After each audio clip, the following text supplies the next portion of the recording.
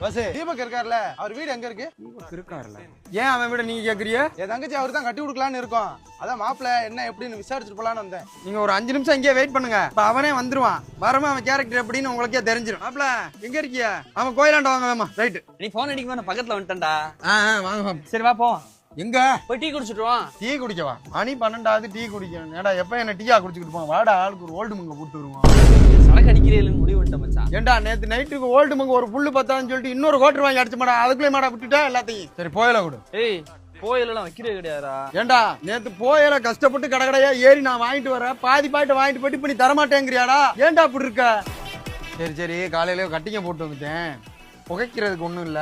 PT குடி, Syed PT குடி. சரி விடல. இப்ப நேத்து வர குடிச்சா இப்ப குடிக்க மாட்டா, அப்படித்தானா? பாசு தீபக்னா யாரு எப்படின்னு கேட்டியல்ல?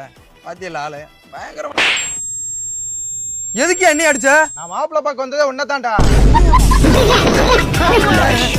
பழனி இருக்காப்ல இல்ல, அவர் வீடு எங்க இருக்கு? அவன் வீடு அதுக்கு உங்களுக்கு? என் தங்கச்சி அவருக்கு தான் கட்டி கொடுக்கலாம்னு இருக்கோம். அதான் மாப்பிள்ள எப்படி என்னன்னு கேரக்டர் எப்படின்னு விசாரிச்சுட்டு போலான்னு வந்தேன். என் பேர் தீபக், நான் அவனோட ஃப்ரெண்டு தான்.